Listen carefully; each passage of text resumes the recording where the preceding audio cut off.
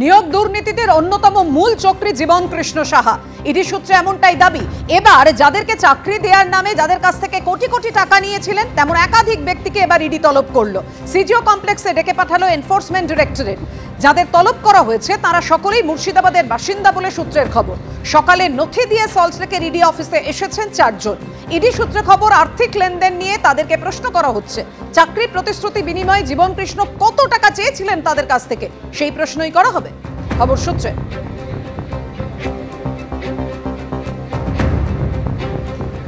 ঘরে ঘরে বয়স্ক মা বাবা, দিন দিন বাড়ছে অসুখের জটিলতা। জীবন ও স্বাস্থ্যের সুরক্ষার জন্য খরচ করতে হচ্ছে বিশাল অঙ্কের টাকা। এই পরিস্থিতিতে জিএসটি কাউন্সিল জীবন ও স্বাস্থ্য বীমা জিএসটি মুক্ত করার সিদ্ধান্ত নেওয়ায় খুশি সাধারণ মানুষ। কিন্তু বীমা জিএসটি মুক্ত করার সুফল সাধারণ মানুষ পাবে তো? এই সুযোগে বীমা কোম্পানিগুলি আবার প্রিমিয়াম বাড়িয়ে দেবে না তো? খুশির আবহে দানা বাঁধছে এই আশঙ্কাও।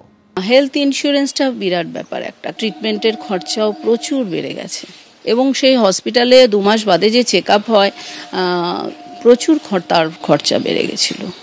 পুজোর আগে পুজোর বোনাস, জিএসটি কাঠামোর রদবদলে সাধারণ মানুষের বড়সড় স্বস্তি।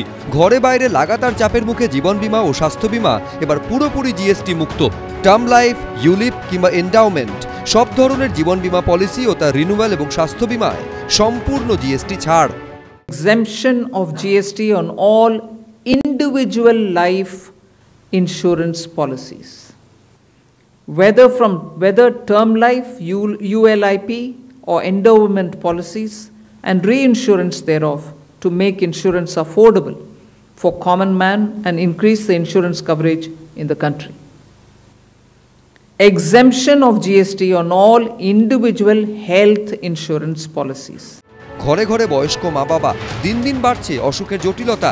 জীবন ও স্বাস্থ্যের সুরক্ষার জন্য খরচ করতে হচ্ছে বিশাল অঙ্কের টাকা। এই পরিস্থিতিতে জিএসটি কাউন্সিল জীবন ও স্বাস্থ্য বীমা জিএসটি মুক্ত করার সিদ্ধান্ত নেওয়ায় খুশি সাধারণ মানুষ।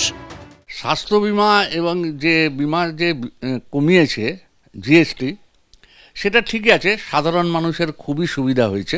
আর জীবনদায়ী ওষুধ যেগুলো করেছে সেগুলো সাধারণ মানুষের সুবিধা হবে। স্বাস্থ্য বীমা ও জীবন বীমার প্রিমিয়ামে এতদিন জিএসটি ছিল 18%, 22 সেপ্টেম্বর থেকে তা হচ্ছে 0। তবে প্রশ্ন হলো, বীমা জিএসটি মুক্ত করার সুফল সাধারণ মানুষ পাবে তো? এই সুযোগে বীমা কোম্পানিগুলি এবার প্রিমিয়াম বাড়িয়ে দেবে না তো? লাভের গুড় পিঁপড়েই খাবে না তো? এটা ইনশিওর্ড হেলথের পথে বিরাট এক ধাপ এগোনো। এবং আমি এটাও বিশ্বাস করি যে যেই মুহূর্তে জিএসটি উঠবে, মধ্যবিত্ত এবং উচ্চবিত্তর মধ্যে হেলথ ইন্স্যুরেন্স করার প্রবণতা বাড়বে। আমাদের কয়েকটা আশঙ্কার জায়গা একটা থেকে যাচ্ছে, সেটা হচ্ছে এই সরকারি 2019-এর যে ড্রাগ প্রাইস কন্ট্রোল অর্ডার, সেখানে হচ্ছে যে ওষুধের কোম্পানিগুলিকে প্রতি বছর 10% করে ওষুধের দাম বাড়ানোর অধিকার ইতিমধ্যেই দেওয়া আছে। স্বাভাবিকভাবেই মানুষের যারা ওষুধটা কিনবেন তিনি কতটা লাভবান হবেন সেটা নিয়ে আর একটা সংশয় থেকে যাচ্ছে। সুরাহা আদৌ মিলবে কিনা এই প্রশ্ন কিন্তু অনেকেরই মনে থেকে যাচ্ছে। সিদ্ধান্তটাকে ভালো, যেরকম প্রশংসা করব, কিন্তু আজকে যখন বাজারে ওষুধগুলো আসবে তার দাম কতটা কমলো বা কতটা ধরে রাখা গেল, সেটা কিন্তু সবথেকে বড় বিষয়। মেডিক্লেমেরও জিএসটি উঠে গেল, এতে মানুষ সুফল লাভ করবে, কিন্তু মেডিক্লেমের অনেক খুঁটিনাটি আছে, মেডিক্লেমে প্রচুর ক্যান্সেলেশন হয়, সেই বিষয়গুলোও কিন্তু দেখতে হবে। দেখা যাক অ্যাপ্লিকেশনটা কি হয়, কারণ অ্যাপ্লিকেশনটাই তো আসল। এবার দেখা যাবে কিছু অসাধু ব্যবসায়ী ওষুধের দামটা এমনভাবে বাড়িয়ে দিল যাতে জিএসটির যে লাভটা সেটা আলটিমেটলি আমরা পেলাম না। সুতরাং সেটাও দেখতে হবে সরকার কিভাবে এই জিনিসটাকে ট্যাকল করে, ওটা একটা ইম্পর্টেন্ট ম্যাটার। বিমার ওপর থেকে জিএসটি উঠে যাওয়ার পর পুরনো কংগ্রেস আমলের প্রসঙ্গ টেনে খোঁচা দিয়েছেন নরেন্দ্র মোদী। 2014 में मेरे आने से पहले रसोई का सामान हो या खेती किसानी से जुड़ी चीजें हो या फिर दवाइयां और यहां तक जीवन बीमा भी, ऐसी अनेक चीजों पर कांग्रेस सरकार अलग अलग टैक्स लेती थी। हालत ये थी कि कांग्रेस वाले बच्चों की टॉफी पर भी 21% टैक्स लेते थे। বিমায় জিএসটি প্রত্যাহারের দাবি দীর্ঘদিন ধরেই উঠছিল। 2022 সালে রাহুল গান্ধী সোশ্যাল মিডিয়ায় লিখেছিলেন, স্বাস্থ্য বিমায় জিএসটি 18%, হাসপাতালের ঘরে জিএসটি 5%, হিরেতে জিএসটি 1.5%। গব্বর সিং ট্যাক্স যন্ত্রণা দিয়ে মনে করায় প্রধানমন্ত্রী কাদের জন্য ভাবেন?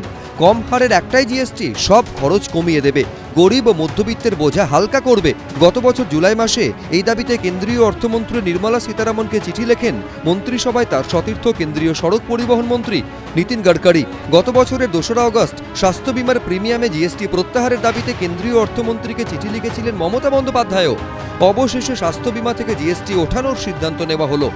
ঝিলম করঞ্জায় অরিত্রিক ভট্টাচার্য, এবিপি আনন্দ।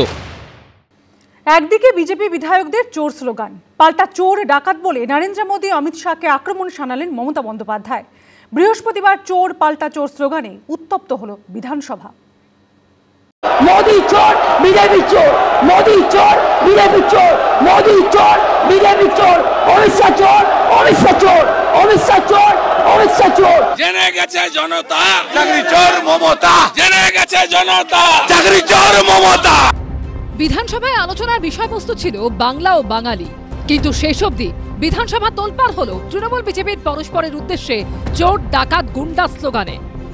এরা গদি চোর, এরা ভোট চোর, এরা গদি চোর, এরা ভোট চোর, এরা গদি চোর, এরা ভোট চোর, এরা গদি চোর, এরা ভোট চোর এবং সবচেয়ে বড় ডাকাতদের দল, সবচেয়ে বড় দুর্নীতিবাজীদের দল, সবচেয়ে বড় ভোট চোরদের দল। মমতা চোর, মোদি চোর, মমতা চোর, চোর চোর চোর চোর চোর।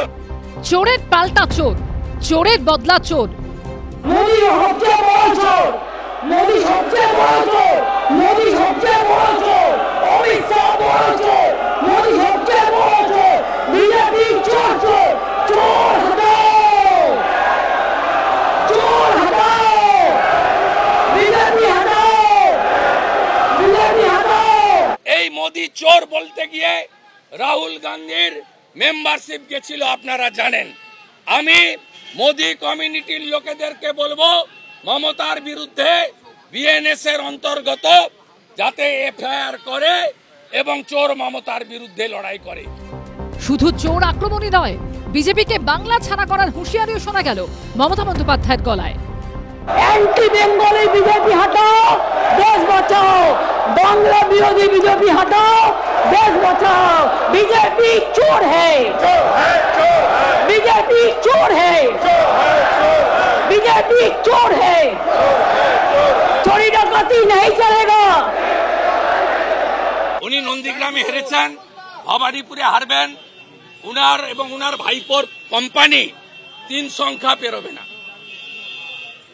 উনাকে ভবানীপুরে হারাবো। খালা মমতা, আপনি মেটিয়াবুরুজে যাবেন না, ভবানীপুরেই লড়ুন, আপনাকে হারাবো।